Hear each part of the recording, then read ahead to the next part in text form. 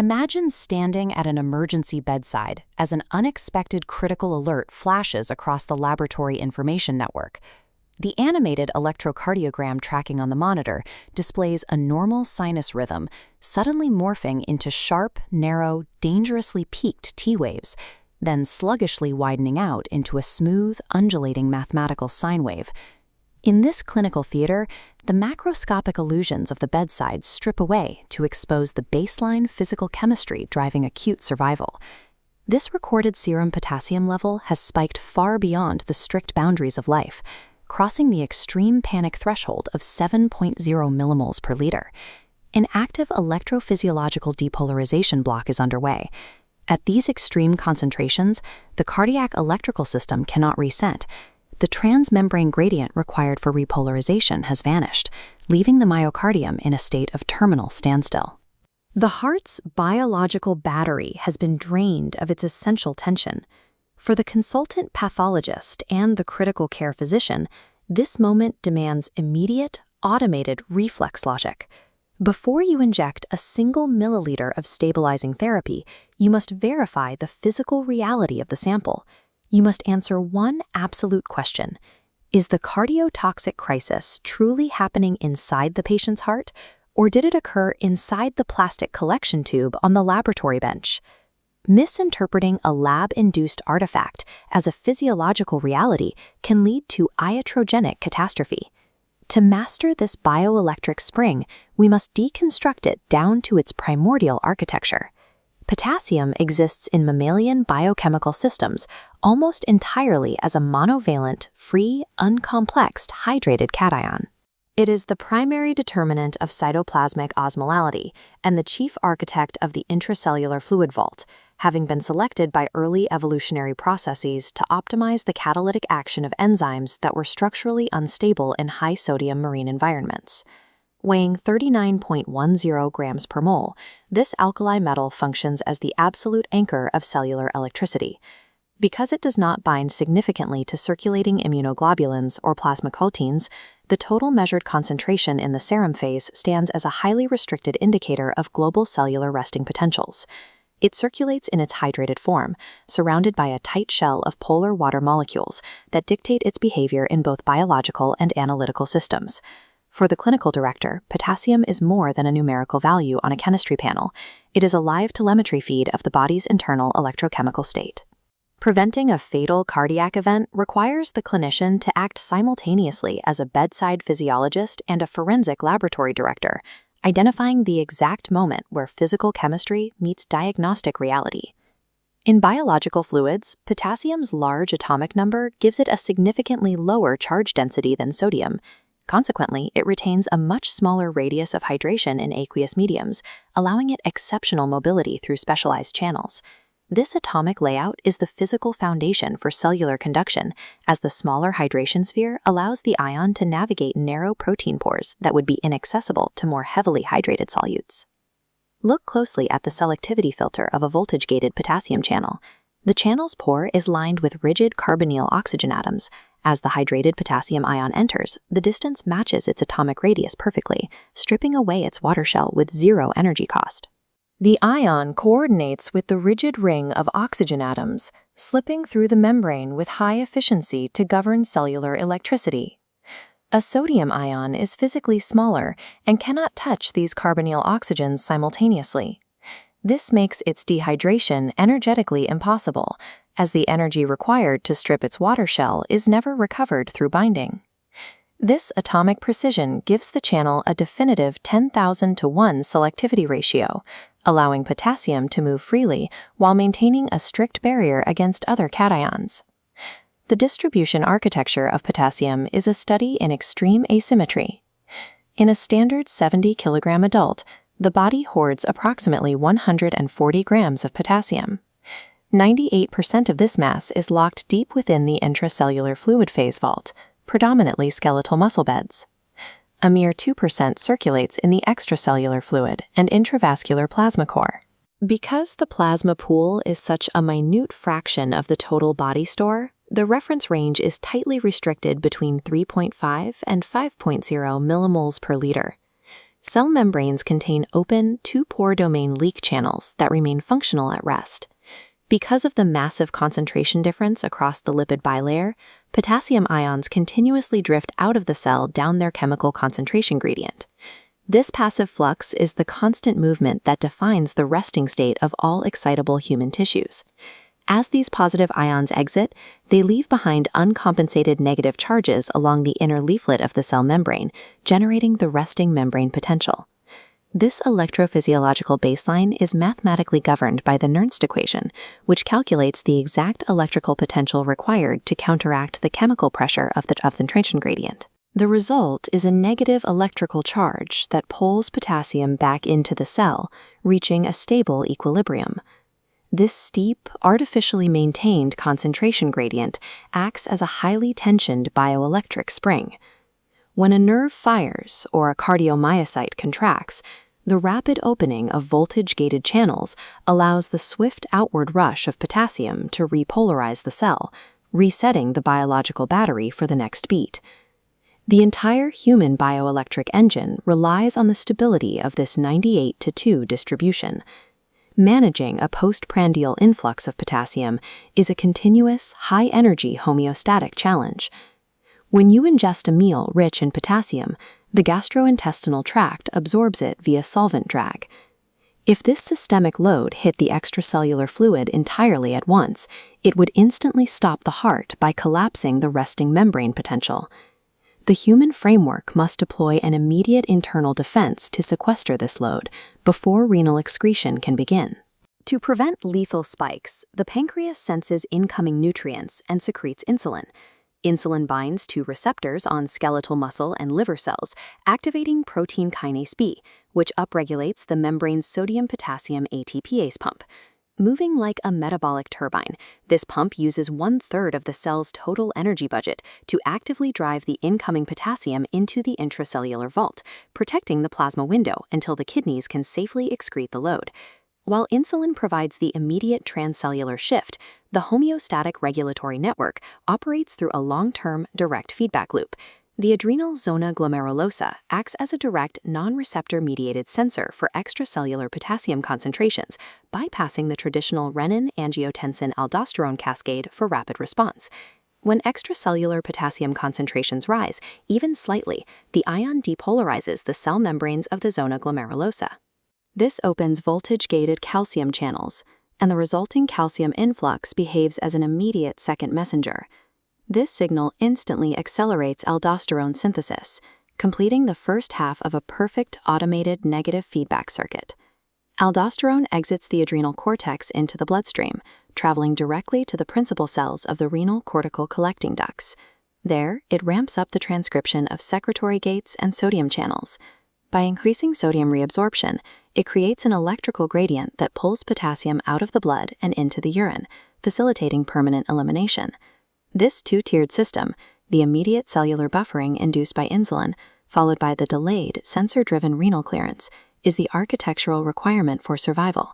It ensures that the extracellular fluid remains a stable medium for cardiac conduction, despite the massive and frequent potassium loads delivered by the human diet.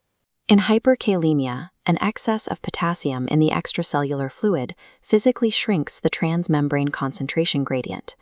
According to Nernst physics, this brings the resting membrane potential closer to the firing threshold. While this initially increases cellular excitability, it triggers a catastrophic failure of the electrical system as the cell remains in a chronically positive state. This partial depolarization triggers a depolarization block. The chronic positive state inactivates voltage-gated sodium channels, locking the gates shut. Without functional sodium channels, the rate of myocardial depolarization plummets. Conduction bogs down, and the heart's electrical system degrades from peaked T waves to wide QRS complexes, eventually descending into a terminal sine wave rhythm as the heart fails to generate a viable heartbeat. If an excess of potassium terrorizes the cell through a depolarization block, its depletion stretches the bioelectric spring to a dangerous electrophysiological breaking point. In hypokalemia, a depleted extracellular fluid pool steepens the concentration gradient, drawing more potassium out through resting leak channels. This hyperpolarizes the resting cell membrane, driving the resting floor further from its threshold potential and making the cell significantly harder to excite. In the heart, this hyperpolarized floor paradoxically increases automaticity, prolonging the action potential duration and creating a baseline for re-entrant electrical circuits. On the electrocardiogram, this matches a distinct progression. T waves flatten and invert, while a broad, prominent U wave emerges directly after the T wave. This wave deceptively lengthens the visible interval, signaling a heart at extreme risk for torsades de pointes or ventricular fibrillation. Whether the bioelectric spring is compressed too far by renal failure or stretched to its breaking point by gastrointestinal losses, the ultimate result is the catastrophic breakdown of myocardial conduction. The stability of the cardiac rhythm is entirely dependent on the narrow maintenance of the transmembrane gradient, where a shift of just a few millimoles can mean the difference between a functional heartbeat and asystole. Managing severe potassium imbalances at the bedside requires highly disciplined, rate-gated therapeutic algorithms. For profound hyperkalemia with widening QRS complexes, the immediate reflex is myocardial membrane stabilization. This is the first and most critical step in preventing sudden cardiac arrest, buying the clinical team the necessary time to address the underlying potassium excess through elimination or shifting. An intravenous push of 10 milliliters of 10% calcium gluconate manually shifts the cardiac threshold potential upward. It is vital to understand that calcium does not alter the serum potassium concentration. Instead, it restores the necessary electrical gap above the depolarized membrane potential. This intervention provides a narrow 30 to 60-minute window to deploy definitive therapies like insulin dextrose infusions and nebulized beta agonists. Conversely, when replacing severe hypokalemia, the clinician must respect rigid kinetic speed limits. Intravenous potassium chloride must never exceed 10 millimoles per hour via a peripheral vein, or 20 millimoles per hour via central access under continuous telemetry. These limits are designed to prevent the catastrophic failure of the cardiac electrical system caused by rapid iatrogenic shifts. Infusing past these boundaries can cause localized toxic concentrations within the right atrium, stopping the heart in diastole. Potassium replacement is not a simple replenishment of a nutrient, it is a controlled retensioning of a bioelectric spring. Any attempt to accelerate this process beyond the body's ability to buffer and distribute the ion can lead to fatal localized hyperkalemia. Bedside stabilization requires profound discipline and an absolute adherence to thermodynamic speed limits. The physician must balance the urgency of the deficiency against the lethal risks of rapid correction, ensuring that the myocardial membrane remains stabilized throughout the therapeutic window. Success in these crises depends on the strict application of rate-gated protocols to avoid iatrogenic cardiac arrest.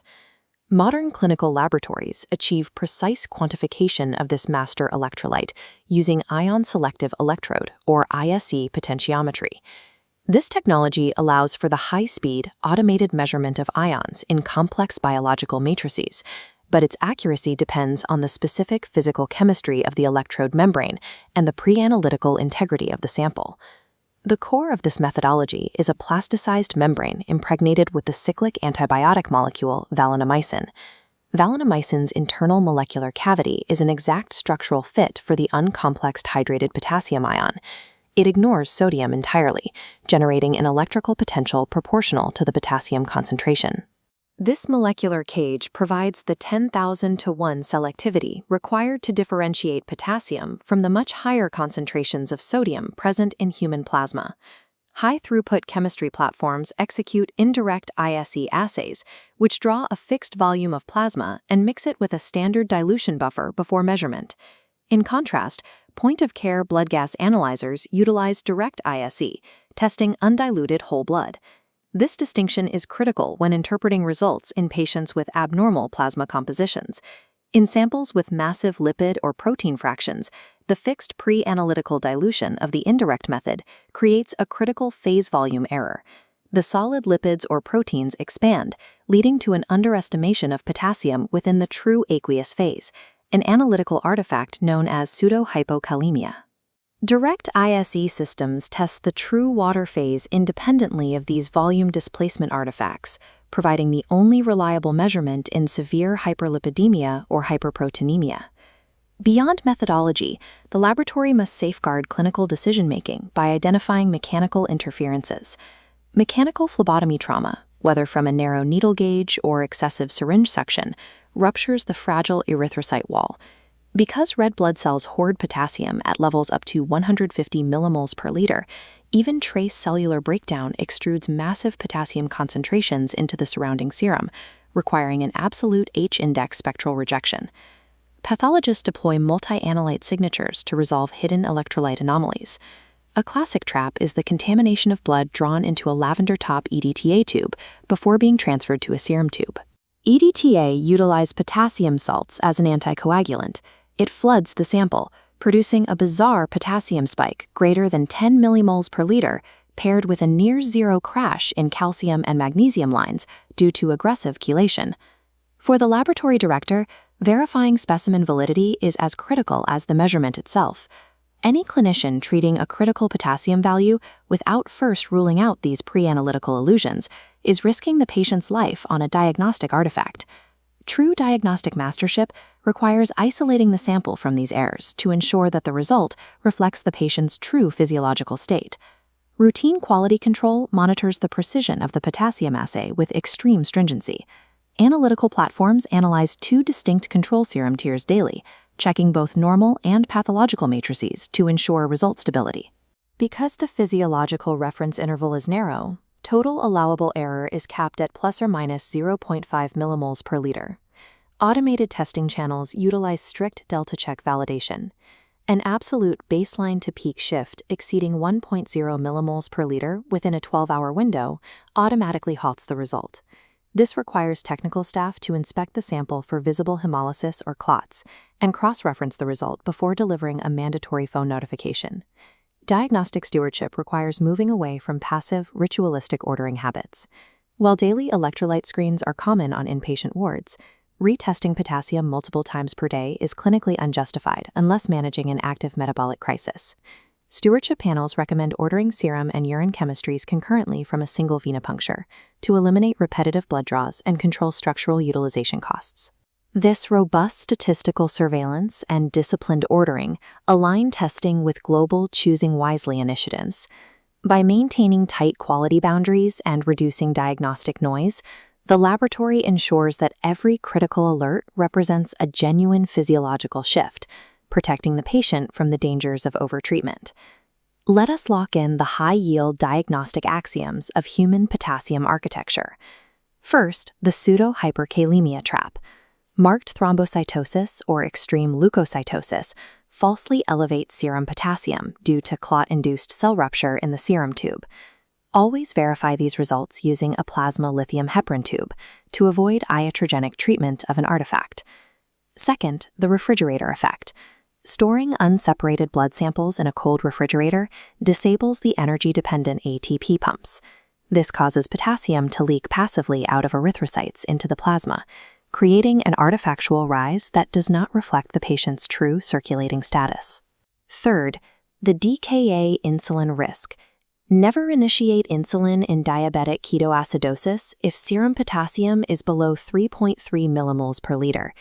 Insulin drives potassium intracellularly. Starting treatment before replacing potassium can drop extracellular levels precipitously, risking immediate cardiac arrest. Fourth, the refractory renal lock. You cannot replenish potassium stores while a concurrent magnesium deficiency exists. Magnesium serves as the physical deadbolt for the renal ROMK gates. Without it, the gates remain wide open to unchecked urinary wasting, making potassium replacement impossible until the magnesium deficit is corrected. Potassium stands simultaneously as the chief intracellular cation anchor, the primary engine of resting membrane potentials, and the dynamic driver of cardiac repolarization.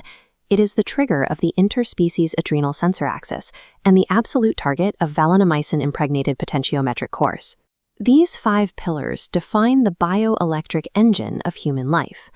Mastering the bioelectric spring necessitates managing every boundary, from the microscopic selectivity of the valinomycin cage to the macroscopic rhythm of the beating heart. Success depends on the precise maintenance and interpretation of these electrochemical gradients. This concludes the potassium installment of the Human Architecture series.